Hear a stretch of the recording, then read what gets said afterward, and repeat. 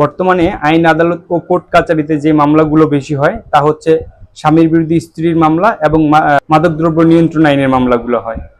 তো আজকে এরকমই একটি মামলা স্ত্রী স্বামীর বিরুদ্ধে করেছিল, সেটা আপোষ হয়ে গিয়েছে এবং সেই আপোষের পরে তাদের পরবর্তী কার্যক্রম কি হবে সেই নিয়ে আজকে আলোচনা করব।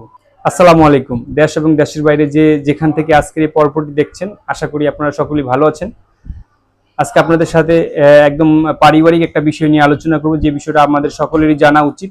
সেটা হচ্ছে যে অনেক সময় স্বামী এবং স্ত্রীর মধ্যে মনোমালিন্যের কারণে অথবা স্বামী এবং স্ত্রীর মধ্যে যে কোনো বিষয় নিয়ে ঝগড়াঝাটির কারণে স্ত্রী স্বামীর বাসা থেকে চলে আসে এবং এসে আইনের আশ্রয় নেয়। আইনের আশ্রয় নিয়ে মামলা মোকদ্দমা করে, মামলা মোকদ্দমা করার পরে স্বামীর সংসার এবং স্ত্রীর সংসারের মধ্যে একটা ফারাকের সৃষ্টি হয় এবং আইন আদালতে এসে সেটা অনেক সময় সমাধান হয়, অনেক সময় সেটা নিয়ে আবার ছাড়াছাড়ি হয়ে যায়।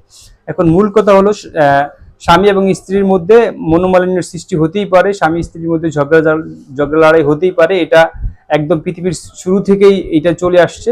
এটা আপনার একদম কোটিপতি থেকে শুরু করে সর্বনিম্ন স্তরের মানুষের সংসারে এই ধরনের ঘটনা ঘটে। তবে এটা যারা যত সহজেই দুজনের মধ্যে মিউচুয়াল করে নিতে পারে, বোঝাপড়ার মাধ্যমে এটা সমাধান করতে পারে, ততই ভালো।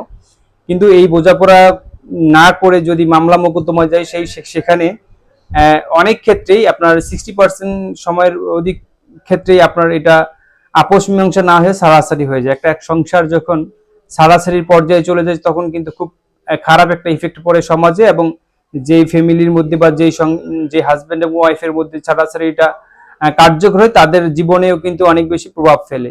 এবং তার চেয়ে বেশি প্রভাব ফেলে যদি সেই সংসারে কোনো ছেলে সন্তান বা বাচ্চা কাচ্চা থাকে, তাদের জীবনটা অনেক বেশি প্রভাবিত হয় এই ছাড়াছাড়ির কারণে।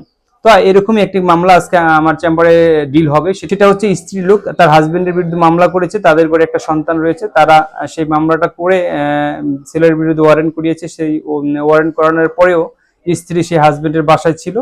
হাজবেন্ডের বাসায় থেকে মামলা যে করেছে হাজবেন্ডের লোক জানতো না, তো মামলা করে স্ত্রী আবার সেই হাজবেন্ডের বাসায় থেকেছে।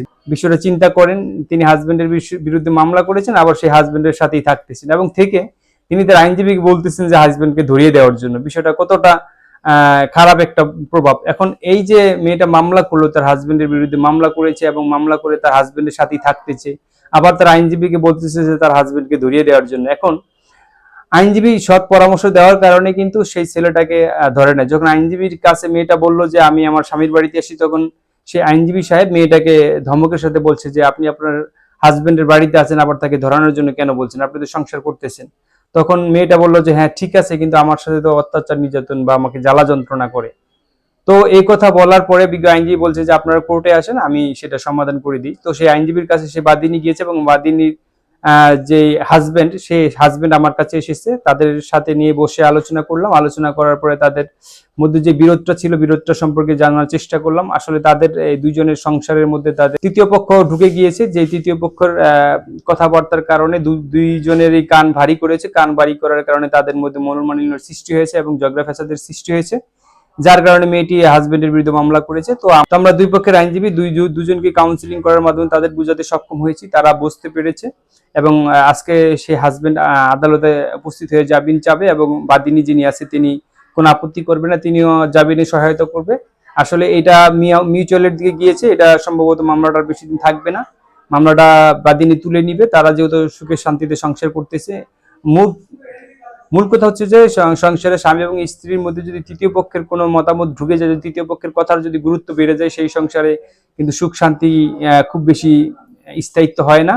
তো মেয়েটা বুঝতে পেরেছে যে এই মামলাটা করা ঠিক হয়নি এবং ছেলেটাকেও প্রথমত ছেলেটা মামলার কথা শুনে মেয়েটার প্রতি রাগী হয়েছিল। তো আমরা যখন কাউন্সিলিং করলাম, আমরা যখন বোঝানোর চেষ্টা করলাম, তখন ছেলেটাও বুঝতে পেরেছে। এখন তারা আজকে জামিনে যাবে, ছেলেটা মেয়েটা জামিনে যাওয়ার জন্য হেল্প করবে, আর মামলাটা বেশি দিন থাকবে না আশা করছি। তো আপনারা যারা স্বামী স্ত্রীর মধ্যে দ্বন্দ্ব ফ্যাসাদ লাগে, যারা আপনার স্বামী স্ত্রীর মধ্যে ঝগড়া বিবাদ লাগে বা ঝগড়া বিবাদ লাগতেই পারে, স্বামী স্ত্রীর মধ্যে ঝগড়া বিবাদ কথা কাটাকাটি হতেই পারে, সেটা নিয়ে আইন আদালত পর্যন্ত আসার চেষ্টা করবেন না। আপনারা পারিবারিকভাবে সেটা সমাধান করার চেষ্টা করুন। পারিবারিকভাবে ব্যর্থ হলে আপনারা নিজেদের মধ্যে যাদেরকে মানেন তাদের সাথে আলোচনা করুন। এটাও ব্যর্থ হলে আপনারা প্রত্যেকটা জেলাতে লিগাল এইড কমিটি আছে, লিগাল এইড অফিস আসে, সেই লিগাল এইড অফিসে আসুন। সেখানে খুব সুন্দর করে কাউন্সিলিং করা হয়, যাতে আপনাদের সংসারটা টিকে যায়।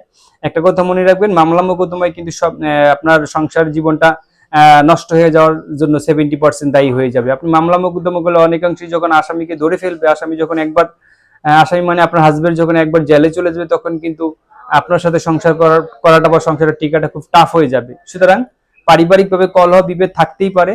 কলহ বিভেদ মানে মামলা মোকদ্দমা নয়, আপনার একে অন্যের সাথে আলোচনা করে কথাবার্তা বলে যত দ্রুত সম্ভব এই বিভেদটা শেষ করে দিবেন।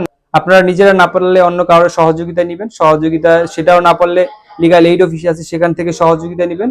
পারতপক্ষে মামলা মোকদ্দমা যাবেন না। মামলা মোকদ্দমা যাওয়া মানে আপনার সংসারটা নষ্ট হয়ে যাওয়ার কিন্তু 90% পসিবিলিটি থাকে। সুতরাং নিজেদের মধ্যে ভুল বুঝাবুঝি হলে সেটা পারিবারিক বা ব্যক্তিগতভাবে আলোচনার মাধ্যমে নিষ্পত্তি করার চেষ্টা করুন। সুন্দর সুখের সংসারটাকে নষ্ট করে দিবেন না। তৃতীয় পক্ষের কোনো মতামত শুনবেন না। নিজেদের মধ্যে সলা পরামর্শ করে যে বিভেদ বা যেই দূরত্ব আছে তা গুছিয়ে ফেলুন, সংসারটা সুন্দর করুন। তো এই ছিল আজকের আলোচনা। আশা করি আপনারা বুঝতে পেরেছেন। আপনাদের সুস্বাস্থ্য ও দীর্ঘায়ু কামনা করে শেষ করছি। আমি অ্যাডভোকেট লোকমান হোসেন। আসসালামু আলাইকুম।